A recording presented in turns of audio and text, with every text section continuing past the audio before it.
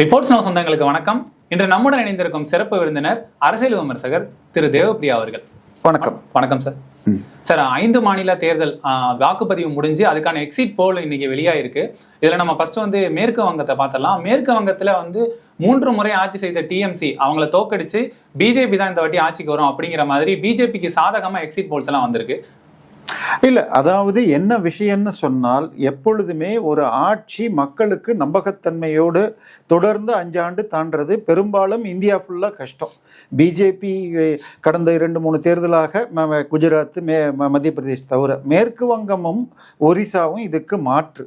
ஒரிசால கிட்டத்தட்ட 20 வருஷமாக திரு பிஜு பட்நாயக், பக்கத்தில் இருக்கிற பீகார்ல நிதிஷ்குமார் தொடர்கிறார். மேற்கு வங்கத்தை எடுத்துட்டா 25 வருஷம் தொடர்ச்சியாக காங்கிரஸ், அதுக்கு பிறகு 34 வருடம் சிபிஎம் இருந்து கடந்த 15 வருடமாக இவர் இருக்கிறார். இந்த முறை மிக கடுமையான ஃபைட் போக வெற்றி வாய்ப்பு பாஜகவுக்குன்னு இப்ப பெரும்பாலான கருத்து கணிப்புகள் காட்டுகின்றன. பட் இதுக்கு மைக்ரோ மேனேஜ்மெண்ட் ரொம்ப முக்கியம். அதாவது போன முறை திரு பிரசாந்த் கிஷோர் அவர்கள் திரிணாமுல் காங்கிரஸுக்கு கன்சல்டன்டாக வியூக வகுப்பாளராக இருந்தார். அவர் ஒரு கருத்தை சொல்லியிருந்தார். அதாவது சிறுபான்மை பிரிவினர், முஸ்லிம்ஸோ கிறிஸ்டியன்ஸோ 30% தொட்டுவிட்டால் அதை உடைப்பது மிக மிக கடினம். அதாவது உங்களுக்கு மீதமுள்ள 70% ஜாதி வாரியாக, இப்போ உதாரணமா அந்த சிறுபான்மை பிரிவினர் மொத்தமாக ஒரு பிரிவுக்கு போட்டால் அவங்க 30 ஸ்டார்ட் பண்றாங்க. மீதி இருக்கிற 70 அவங்க வாங்குறதை தாண்டி நீங்க வாங்கணும். அதனால மேற்கு வங்கத்தில் கடினம் என்று சொன்னார்கள். மேற்கு வங்கத்தில் மொத்தம் இருக்கிற 292 இடங்களில் கிட்டத்தட்ட 112 இடங்களில் சிறுபான்மையினர் 30% கிட்ட இருக்காங்க. ஸோ அந்த 112 சீட்ல சென்ற முறை 106 சீட்டை அவங்க ஜெயிச்சிருந்தாங்க இந்த திரிணாமுல் காங்கிரஸ். அப்ப மீதம் இருக்கிற 180 சீட்டுக்குள்ள பிஜேபி 150 சீட்டை எடுத்தா தான் ஜெயிக்க முடியும். ஆனால் இந்த 112ல் 106 வெற்றி பெற்றிருந்தாலும் கிட்டத்தட்ட 54 இடங்களில் வாக்கு வித்தியாசம் 5000 10,000 தான். ஸோ அந்த சீட்டுகளை டார்கெட் பண்ணியும் அத்தோடு வெற்றி பெற்ற மார்ஜின் பிளஸ் எஸ்ஐஆர் மூலமாக கிட்டத்தட்ட அங்க 90 லட்சம் வாக்குகள் நீக்கப்பட்டன. எஸ்ஐஆர் மூலமா நீக்கப்பட்டதுனாலதான் இவங்களுக்கு இது பிஜேபிக்கு சாதகமா அமைஞ்சிருக்கு. இல்ல, எஸ்ஐஆர் நீக்கம்ங்கிறது மற்ற எல்லா மாநிலத்தை விட இங்க சிக்கல்கள் அதிகம் நிறைந்த மாநிலம். ஏன்னா பக்கத்துல இது பங்களாதேஷ் இருக்கு. பங்களாதேஷுக்கு பார்டராக பீகார்லயும் வரும், அஸ்ஸாம்லயும் வரும். ஆனா அங்கெல்லாம் வேலி போட விட்டுட்டாங்க. பெங்கால்ல வேலி போட விடாம இவங்க நிலம் வாங்கி தராம பண்ணிக்கிட்டு வர்றவங்க இவங்களுக்கு ஓட்டு போடுவாங்கன்னு சேர்த்தாங்க. ஸோ இப்பொழுது நீக்கப்பட்டவர்களில் 3ல் 2 பேர் சிறுபான்மையினர், 3ல் 1 இந்துக்களாகவும் இருக்காங்க, மட்டுவா கம்யூனிட்டின்னு சொல்லிட்டு. ஸோ இது ஒரு பக்கத்துக்கெல்லாம் இல்லை. பட் ஆனாலும் இன்னொன்று, இப்போ தமிழகத்தில் 85% போலிங்கே அதிகம்னு நம்ம பேசுகிறோம். சராசரியாக 80லேருந்து 85 கல்கத்தாலாகும், பெங்காலாகும். இந்த முறை 90 தாண்டி இருக்கு, 92%. அதில் இன்னொரு விஷயம் என்னன்னா, பெரும்பான்மையானோர் மெட்ராஸில் இருக்கிறவங்க, டெல்லியில் இருக்கிறவங்க எல்லாம் ஓட்டு போட்டுருணும், இல்லாட்டி அடுத்த முறை எஸ்ஆர்ல போயிடுமோன்னு பயந்தெல்லாம் போய் போட்டிருக்காங்க. ஸோ அப்படி போறவங்க பெரும்பான்மையாக பெங்காலில். இன்னொரு மிகப்பெரிய விஷயம், நீங்க எதிர்கட்சிக்கு ஓட்டு போடுவீங்க, திரிணாமுல் ஆளுங்கட்சிக்கு போடலைன்னா உங்க வீட்டை அடிச்சு உதைச்சு உங்க வீட்டு பெண்களுக்கு பாதிப்பு செய்யற அளவுக்கு முன்னால் இருந்த கம்யூனிஸ்டும் செய்தார்கள். போன முறை டிஎம்சியும் பண்ணாங்க. இந்த முறை கிட்டத்தட்ட 2.5 லட்சம் சிஆர்பிஎஃப் போலீஸை வச்சு அடுத்த 1.5 மாதம் இருப்பாங்கன்னு வேற அறிக்கையை விட்டுட்டாங்க.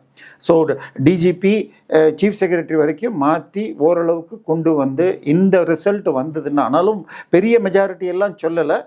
தேவை 148, 147ன்னு சொன்னால் இவர்கள் 155 வரைக்கும் தான் கொடுக்குறாங்க. ஸோ கடைசி நிமிஷத்தில் மாறலாம். பட் இருந்தாலும் 2019 122 சீட்டில் பார்லிமெண்ட்டில் வின்னிங்கில் இருந்தாங்க. ஸோ 2024 அது 88 தான் இருந்தது. நடுவில் 21 தேர்தலில் 72 குறைஞ்சது, 77. ஸோ இந்த முறை குறைந்தபட்சம் 120 வரும்னு இடத்துல SIR plus micro management by திரு அமித்ஷா கிட்டத்தட்ட 2 மாதமாக அங்கேயே தான் இருக்கிறார். அவர் ஒரு இப்போ காயினேஜ் ஒன்று பண்ணியிருக்கார். அங்கா பங்கா வங்கான்னு சொல்லிட்டு, கலிங்கான்னு சொல்லிட்டு, அங்கா பங்கா கலிங்கா. அங்கான்னா பீகார், அஸ்ஸாம், இதை ஏற்கனவே கைப்பற்றி விட்டோம். கலிங்கான்னா ஒரிசா கைப்பற்றி விட்டோம். பங்களா, இந்த பங்காங்கிறது அவங்க வங்காளம்ங்கிறத பங்கால் தான் சொல்லணும். நம்ம தமிழ்ல வங்காளம்ங்கிறது பங்களாதேஷ், பங்காள இல்ல வங்காளம். ஸோ அதை பாங்களாம்பாங்க. ஸோ அதனால அங்கா பங்கா கலிங்கான்னதும் எடுபட்டு இருக்கு. ஸோ இப்பொழுது காட்டும் முடிவுகள் ஒரு பெரிய மாற்றம். அதாவது இந்தியாவிற்கு எதிராக சிறுபான்மையினர் நுழைஞ்சுக்கிட்டு நம்ம வேலை வாய்ப்பை எடுப்பதும், இன்னொரு பக்கம் அதில் ஒரு சிறு பிரிவினர் உங்களுக்கு பயங்கரவாத சிந்தனைக்கும் தூண்டுவதுங்கிறது தடைபடுவது நல்லது. இது ஒரு நல்ல துவக்கம்னு சொல்லலாம். மம்தா பானர்ஜியோட ஆட்சி முடிவடைந்து பிஜேபி கைப்பற்றுது அப்படின்னு சொல்ல வரீங்க 2020. அது அந்த முடிவு நின்றால் இப்பொழுது வர எல்லா பெரும்பாலான கருத்து கணிப்புகள் அதை தேர்தலுக்கு பிந்தைய ஓட்டு போட்டு வர்றவங்களை கேட்டு சொல்வதனால் இதன் வாய்ப்பு அதிகம். இது நடந்துச்சுன்னா ரொம்ப நல்லது. அடுத்ததான் நம்ம அசாம் பக்கம் வருவோம். அசாம் பொறுத்தவரையும் ஆல்ரெடி ஆட்சியில இருக்க பிஜேபி தான் திருப்பியும் பிஜேபி தான் கைப்பற்றும் ஆட்சி அப்படிங்கிற மாதிரி சொல்றாங்க. அஸ்ஸாமை பொறுத்த வரைக்கும் 126 தொகுதிகள் உண்டு. அந்த 126ல் ஒரு 38 தொகுதிகள் முன்னால முஸ்லிம் மெஜாரிட்டியாக இருந்தது. அது இப்போ ரீஆர்கனைஸ் பண்ணதில் 25, அந்த 25ல் ஒரு சீட்டு கூட பிஜேபி ஜெயிக்காது. ஆனால் மீதமுள்ள சீட்டில் பெரும்பாலும் 90 சீட்டை தாண்டுங்கிறாங்க. 90லேருந்து 100 வரைக்கும் கொடுக்குறாங்க.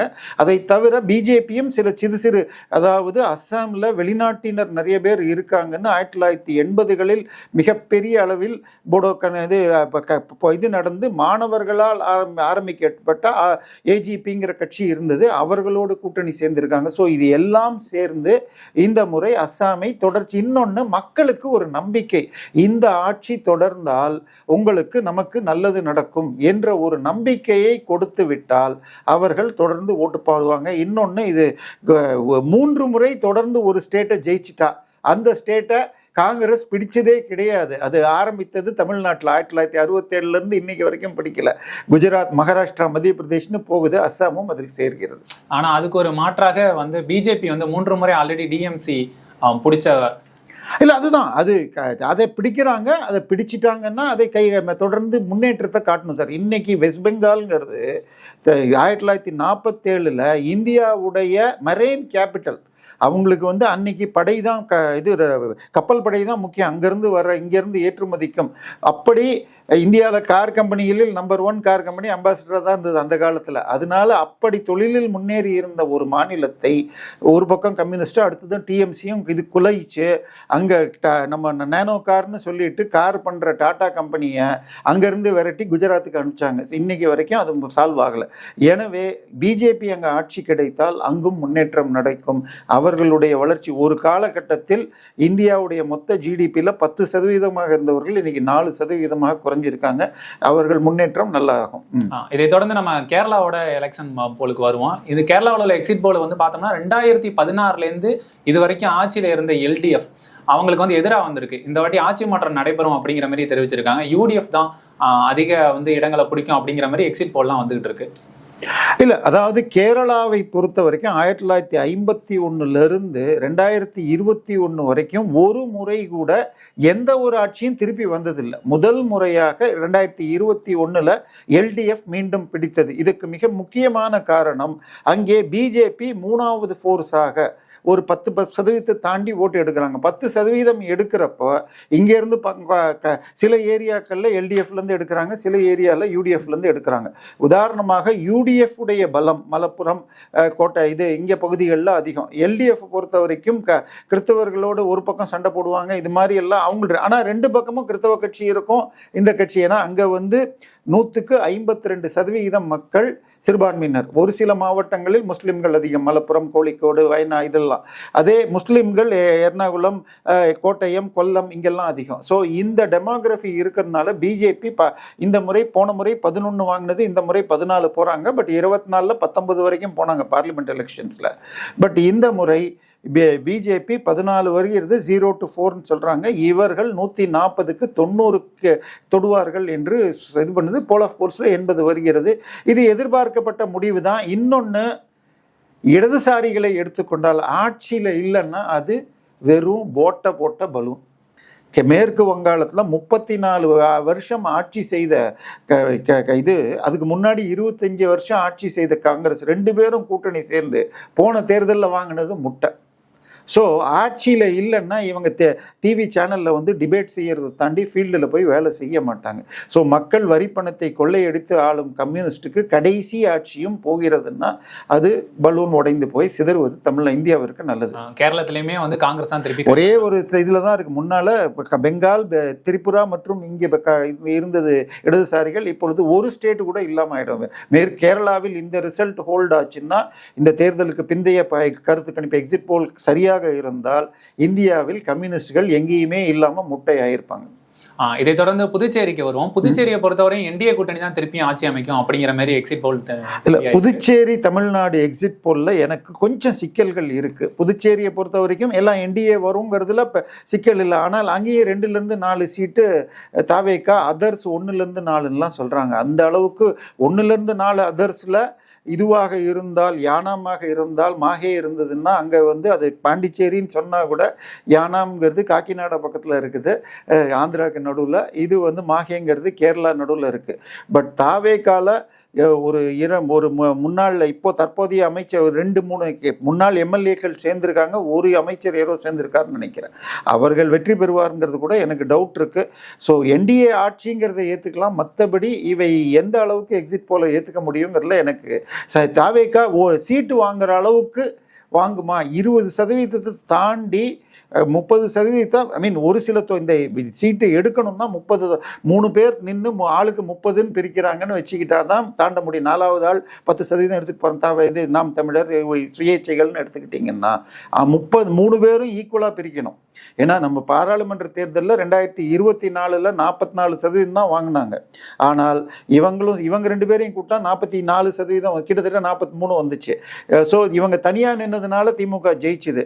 ஸோ 20-20 பிரயோஜனம் இல்லை. தாவேகா தனியாக 30% எத்தனை எடுக்கும், அந்த அளவுக்கு குறைவார்களான்னு எனக்கு புரியல. பட் இங்கேயும் என்டிஏ ஆட்சி தொடர்கிறதுங்கிறது புரியுது. ஸோ இது இவருக்கு வெற்றி, நம்ம பாஜக மற்றும் இவர் ரங்கசாமி கூட்டணிக்கு வெற்றி. இது தொடர்ந்து நம்ம இறுதியாக வந்து தமிழகத்துக்கு வருவோம். தமிழகத்தை பொறுத்தவரையும் ஆல்ரெடி வந்து விட்ட ஒப்பீனியன் போல் பொறுத்தவரையும் ஏடிஎம்கேக்கு சாதகமாக தான் வந்துருந்துச்சு. ஆனால் இப்போதைக்கு வந்து எக்ஸிட் போல் பார்த்தீங்கன்னா அது அப்படியே மாற்றா திமுகவுக்கு சாதகமாக வந்திருக்கு. இல்லை, நீங்கள் நேரடியாக அப்படி சொல்ல முடியாது. அதாவது இப்போ நேஷனல் சேனல்ஸ் பண்ணதில் எல்லாருமே க்ளோசராக 110லேருந்து 130 தமிழ்நாடு என்டிஏவும் அவங்க 100லேருந்து 120, அதாவது இழுபறிங்கிற நிலைமை தான் கொடுத்தாங்க. ஆனால் திமுகவுக்கு எப்பயுமே சில்லறைக்காக போடும் ஊடகங்கள் உண்டு. ஸோ ஐஏஎன்எஸ்ன்னு ஒரு சர்வீஸ் பண்ணாங்கன்னா ஏஎன்எஸ்ன்னு ஒரு 5 பேர் ஃபாலோயர்ஸ் கொண்ட ட்விட்டர் சேனலை வச்சுக்கிட்டு 180 திமுக ஜெயிக்கும்லாம் சொல்லியிருக்காங்க. இன்னைக்கு அவங்க சொன்னதாக கூட தமிழ் சேனல்கள் சொல்லிட்டு இருக்கு. ஆனால் இன்னைக்கு எல்லாருமே குறைந்தபட்சம் 120லேருந்து 130, இப்போ 115லேருந்து 130 வரைக்கும் திமுக கொடுக்குறாங்க. ஆனால் ஒன்றே ஒன்று, டைம்ஸ் நவ்வில் திரு ஜேவிசி ஸ்ரீராம் மட்டும் அதிமுக 125லேருந்து 140ங்கிறார் சொல்றாரு. இது நடக்க வாய்ப்பு இருக்கிறது, ஆனாலும் எளிது கிடையாது. அவரும் கூட சென்னையில் கிட்டத்தட்ட 8 சீட்டு வரைக்கும் தாவேகா வர முடியும். இந்த தமிழ்நாடு அளவில் 8லேருந்து 15ங்கிறார். இது எந்த அளவுக்கு எடுபடும்னு எனக்கு தெரியல. அதாவது திருப்பி அதே தான் நான் சொல்றது. எப்படி 2020 அதாவது 2016 தேர்தல் எடுத்துக்கிட்டீங்கன்னு வச்சுங்க, இன்னைக்கு எந்த அளவுக்கு விஜய்க்கு ஹைப் இருக்கோ அதுல 80% விஜயகாந்துடைய மக்கள் நல கூட்டணிக்கா விஜயகாந்த் இருக்காரு, அவரோட சிபிஎம் இருக்கு, சிபிஐ இருக்கு, வைகை புயல் பேச்சு திறமை கொண்ட வைகோ இருக்கிறாரு, அது தவிர தலித்களை கொடுக்க விசிகா இருக்குன்னு சொன்னாங்க. கடைசியில் வாங்கினது 6%. ஸோ இந்த ஹைப் எல்லாம் நிற்குமா? இன்னொன்று, நான் இது ஒரு சின்ன சர்வே பண்ணினோம். நானே ஒரு இதில் வேளச்சேரியில் போய் கேட்டப்போ எக்ஸிட் போல் மாதிரி நானே பண்ணேன். என்னன்னா, ஒரு 10 பேர் கொண்ட இளைஞர்கள் இதில் தனித்தனியாக கேட்ட பொழுது எனக்கு 8 பேர் நாங்கள் மற்ற கட்சிகளுக்கு போட்டோம்னாங்க, 2 பேர் தான் தாவேகா சொன்னாங்க. அதே நபர்கள் டீ குடிக்கிறப்ப எல்லாரும் சேர்ந்துட்டு நானும் இருந்தப்ப சார் இன்னும் போலையா அப்படின்னாங்க. அப்போ கேட்டால் 10க்கு 8 பேர் தாவேக்கான்றாங்க. என்னன்னு அப்புறம் வெளியில் வந்து சார் நாங்கள் இங்கே போட்டோன்னு சொன்னால் அவங்க எங்களை உள்ளுக்குள்ளே இது பண்ணுவாங்க, நீங்கள் ஆஃப் த கேமராங்கிறதுனால தான் சொன்னோம் அப்படிங்க. ஸோ இன்ஸ்டாவில் ஃபாலோயர்ஸ் வேணும், இன்ஸ்டாவில் வேணும்னு தாவேக்காக்கு 25-30%லாம் கொடுக்குறாங்க. என்னை பொறுத்தவரை சென்னையில் ஒரு 5 தொகுதிகளில் 25% தொடக்கூடும். ஆச்சா, இதில் வில்லிவாக்கம் வரும், பெரம்பூரில் அவர் என்னை பொறுத்த வரைக்கும் பெரம்பூரில் விஜய் ஜெயிக்கலாம், அதை தாண்டி அருண்ராஜ் வெற்றி பெறலாம் இதில் திருச்செங்கோட்டில். மற்றபடி வேற எந்த சீட்டிலும் அவர்களுக்கு வெற்றிக்கு வாய்ப்பு இருக்கிறதாக நான் கருதலை. பட் நல்ல க்ளோஸ் ஃபைட் கொடுத்துருக்கிறது இங்கே இதில் 1000 லைட்ஸில் திரு ஜேசிடி பிரபாகரன், மதுரை வாயிலில் ஹேமந்த்னு ஒருத்தர் கொடுத்துருக்காரு. அதன் பிறகு டி நகரில் புஷியானந்த் கொடுக்குறார். பட் அது கூட வெற்றியை நோக்கியெல்லாம் வராது. ஸோ இதில் ராஜ்மோகன் எக்மோரில் கொடுக்குறாரு. இதுதான் நல்ல ஃபைட் கொடுக்குற இடங்களாக நான் பார்க்குறேன். திருச்சி கிழக்கில் ஃபைட்டு கொடுத்தாலும் எடுபடாது. ஆனால் இன்னொன்னையும் பார்க்கணும், விஜய்க்கு யார் போடுகிறார்கள். ஏன்னா இவங்க திமுக காரங்க எல்லாரும் கொடுக்கிற நெரேட்டிவ் என்னன்னு சொன்னால், அவர் திமுகவை விமர்சனம் செய்தார், அதனால் திமுக எதிர்ப்பு ஓட்டுகள் தான் போகும் அப்படிங்கிற கணக்கு எடுத்துக்கிறாங்க. எக்ஸிட் போலாக இருக்கட்டும், சர்வேயாக இருக்கட்டும், செஃபாலஜிஸ்டுடைய மீன் டேட்டா கடந்த போர்ஸ். ஸோ ஆனால் இந்த முறை அவங்க எடுக்க போகிறது ஒரு 10 பூத்தில் ஒரு தமிழ்நாடு ஃபுல்லாக ஒரு 200 பூத்தில் தான் எடுப்பாங்க எக்ஸிட் போல். ஸோ 200 பூத்து ஒரு 20 தொகுதியில் வச்சு அவங்க ப்ரொஜெக்ட் பண்ணுறது. ஸோ அதுக்கு மேஜர் டேட்டா போன முறை எடுத்தது தான் இருக்கும். ஸோ இதை இன்னொரு விதமாக புரிஞ்சுக்கணும்னா, 2019 நடந்த தேர்தலில் 39 சீட்டில் 38 சீட்டு திமுக ஜெயிச்சது. ஒன்று தேனியில் OPS மகன் ஜெயிச்சார். ஆனால் அதையே சட்டசபைக்கு மாற்றினா 234 ஒரே ஒரு சீட்டில் தான் அதிமுக ஜெயிச்சுது. 233 திமுக ஜெயிச்சுது. ஆனால் அடுத்து வந்த 2021 சட்டமன்ற தேர்தலில் 54 வாங்கினவங்க 47க்கு குறைஞ்சிட்டாங்க. திமுக 75 சீட்டில் அதிமுக ஜெயிச்சாங்க. இப்போ 2024க்கு வந்தா சென்ற முறை 53.6 வாங்கினவங்க இப்போ 46க்கு வந்துட்டாங்க. ஸோ 44லேருந்து 7% இதே மாதிரி இப்போ சட்டசபைக்கு குறைஞ்சதுன்னா அவங்க 37 தான் பேஸில் இருக்காங்க. அதில் ஆட்சிக்கு எதிரான மனநிலை அப்படிங்கிறதெல்லாம் வந்ததுனால் என்னை பொறுத்தவரை ஜேவிசி சொன்னதற்கு ஒட்டி வரலாம், அப்படி இல்லைன்னா இழுபறி வரலாம். பட் ஜேவிசி கூட 10லேருந்து 12 சீட்டு தாவேக்கா கொடுக்கறதுங்கிறது எனக்கு கொஞ்சம் இதுவாக தான் இருக்குது. ஏன்னா சொன்னவர்கள் உண்மையை சொல்கிறாங்களாங்கிறதுல, ஏன்னா நானே ஒரு இடத்துல தரமணியில் போய் ஒரு இதுக்கிட்ட போய் சர்வே பண்ணேன். ஒரு 2-3 இதில் அன்றைக்கி டைம் எடுத்துக்கிட்டு போலிங் அன்னைக்கு பண்ணப்போ சொன்னது 10க்கு 8 பேர் மற்றதுக்கு போட்டாலும் அப்புறமா கூட்டத்தை பார்க்குறப்ப நான் தாவேக்காக்கு விசிலுக்கு போட்டேன்னு சொல்கிறேன். ஸோ இது எல்லாமே 4ஆம் தேதி வரைக்கும் நமக்கு சிக்கல் இருக்கும்னு நினைக்கிறேன். ஆனால் ஒரே ஒரு கோரிக்கை, இளைஞர்களே எந்த கட்சி ஜெயித்தாலும் இது அவர்களுக்கு விளையாட்டு. நீங்கள் உங்கள் வாழ்க்கையை பாருங்கள். இதில் மற்றபடி ஒருவருக்கொருவர் சண்டை போடாமல் யார் வெற்றி பெற்றாலும் தவறு செய்பவர்களை நாம் விமர்சிப்போம், நல்லது செய்தால் இது பண்ணுவோம். என்னை பொறுத்தவரை இன்னைக்கு ஜேவிசி போல் ரொம்ப நியரஸ்டாக இருக்கு. மேட்ரிக்ஸ் அதுக்கு ஓரளவுக்கு பரவாயில்ல. மற்றவை எல்லாம் ரொம்பவும் 125 தாண்டி திமுக கூட்டணிக்கு பாத்தீங்கன்னா ஏடிஎம்கேக்கு 65லேருந்து 85 தான் கொடுத்தாங்க. எனக்கு இதை விட்டுருங்க, அது எல்லாமே போன தேர்வுகளை வச்சு பண்றாங்க. நீங்க 2024 தேர்தலில் என்டிஏ பிளஸ் ஏடிஎம்கே கூட்டணியை சேர்த்தா 88 சீட்ல லீட் பண்ணிருக்காங்க. போன முறை 1 ஜெயிச்சவங்க இந்த முறை 75க்கு வந்தாங்கன்னா 88 ஜெயிச்சவங்க 88க்கு கீழே போறதுக்கு வாய்ப்புகள் குறைவு. அது தவிர அந்த 88ல் கூட சில சீட்டுகளில் எதிர்பார்த்த அளவுக்கு இல்லை. உதாரணமாக வட சென்னையில் எடுத்துக்கிட்டா எதிர்த்து நின்ன திமுக, இதில் திருவள்ளூரில் எடுத்துக்கிட்டா சசிகாந்த் செந்தில் எதிர்த்து நின்று எல்லாருமே டெபாசிட் இழந்தார்கள். இதில் கூட வட சென்னையில் கூட அப்படி தான் எனக்கு ஞாபகம். ஸோ அதனால அந்த சீட்லலாம் என்டிஏ ப்ளஸ் கூட்டினா எடுபடாது. ஆனால் அரக்கோணம் இந்த மாதிரி தொகுதிகளில் என்றைக்குமே திமுக கூட்டணி இன்னும் ஜெயிக்கலை. ஸோ ஜேவிசிக்கும் மேட்ரிக்ஸ்க்கும் இடையில் இன்றைய போல் வச்சுக்கிட்டா நான் மற்றதை கழிச்சிட்டு தமிழ்நாட்டை பொறுத்தவரை ஜேவிசியுடைய நம்பரையும் மேட்ரிக்ஸ் நம்பரையும் வைத்து இதற்கு ஆவரேஜாக அரௌண்ட் 115லேருந்து 125 என்டிஏ கூட்டணி வெற்றி பெறும் பார்க்குறேன். ஆனால் இதில் இன்னொன்னையும் சொல்லணும், ஒரு டஃப் ஃபைட் இருக்கும்ல சார். இல்லை ஹவா, அதாவது ஹவான்னா காற்றுமாங்க, காற்று ஒரு திசையில் அடிக்க ஆரம்பித்தால் இது அதிகமாக போனால் என்டிஏ இவர் சொன்ன ஜேவிசி சொல்லியிருக்கிற ஃபைனல் நம்பர் 147 தாண்டி கூட போக வாய்ப்பு இருக்கு. இப்போதைக்கு என்னை பொறுத்தவரை என்டிஏ கூட்டணியாக ஆட்சி அமைக்கும் என்றுதான் நான் சொல்லுவேன். ஆனா என்டிடிவி மற்றும் அந்த மேட்ரிக்ஸ் பிமார்க்யூ இது எல்லாமே கொடுத்தது எல்லாமே திமுகவுக்கு வந்து ஆதரவாதான. அதான் சார் நான் சொல்லிட்டேன். நீங்க வந்து தேர்தல் கணிப்புன்னு சொன்னால் ஒரு 10 பேர் 2 கார்களில் இந்த பக்கம் ஒரு 4 ஒரு கார், அந்த பக்கம் ஒரு கார் போய் ஒரு நாளைக்கு ஒரு 7-8 தொகுதின்னு சொல்லிட்டு 4-5 நாள் கவர் பண்ணுவாங்க. இல்லை ஒரே டீம் ஒரு வாரம் கவர் பண்ணுவாங்க. ஆனால் எக்ஸிட் போல் ஒரே நாளில் செஞ்சாகணும். ஸோ எவ்வளோ நீங்கள் இப்போ ஒரு மீட்டிங் ஹாலில் ஒரு கட்சி சார்பானவர்கள் உட்கார்ந்து பேசுற இடத்துல 10க்கு 9 பேர் ஒரு ஓட்டுன்னு தான் கணக்கு பண்ணணும். எதிர்ப்பாளர் ஒருத்தர் இருந்தால் தான் இன்னொரு ஓட்டுன்னு எடுக்கணும். ஸோ வரவங்க எல்லாருமே கூட்டத்தை பார்த்துட்டு நான் டிவிக்கு சொன்னதை வச்சு 10லேருந்து 12, 20லேருந்து 40 எல்லாம் சில நீங்க சொல்ற பிமார்லாம் சொல்றாங்க. எனவே ஏன்னா இதுவரைக்கும் எந்த ஒரு கட்சியும் முதல் போல்ல 15-16% தாண்டி எடுக்கல. 2008 திரு சூப்பர் ஸ்டார் சிரஞ்சீவி அவர்கள் 16% ஓட்டும் 18 சீட்டையும் எடுத்தார் ஆந்திரால. சூப்பர் ஸ்டார்களை தேவுடான்னு கடவுளுக்கு ஈக்குவலாக பார்க்குற மாநிலம் தமிழ்நாட்டை விட அதிகமாக, அங்கேயே அதிகபட்சம் 16%ங்கிறப்ப இங்கே சீட் கன்வர்ஷன் இந்த அளவுக்கு ஆக வாய்ப்பில்லை. ஆனாலும் மக்கள் முடிவு தான் அல்டிமேட். மக்கள் முடிவே மகேசன் தீர்ப்புன்னு நம்ம சொல்லுவோம். மக்கள் முடிவு என்னங்கிறது 4ஆம் தேதி இருக்கிறது. அதுவரை நமக்கு நெயில் பைட்டிங், நகத்தை கடிச்சிட்டு தான் நம்ம வெயிட் பண்ணணும் தான் இன்னைக்கு நம்மள வச்சிருக்கு. 2021 பார்த்தீங்கன்னா திமுகவுக்கு வந்து 160லேருந்து 185 கிடைக்கும் அப்படிங்கிற மாதிரி சொன்னாங்க. அது நியரஸ்டா 159 வந்தாங்க. அதே மாதிரி இப்ப 2026 எக்ஸிட் போல் வந்து ஒரு சாதகமா அமையுமா? இல்ல, அதுதான் அந்த வித்தியாசம் எங்கன்னு பார்க்கணும்னு சொன்னால் 2024 பாராளுமன்ற தேர்தலில் பாஜகவுடைய பிரச்சாரம் 400க்கு மேல், அப்கி பார் 400 கே பாஸ்னு அவங்க சொன்னதை வச்சு இவங்க எல்லாம் 360 350. நீங்க போல் ஆஃப் போல் பாத்தீங்கன்னா 2024 பாராளுமன்ற தேர்தலில் 340லேருந்து 350, ஆனா வந்தது 294.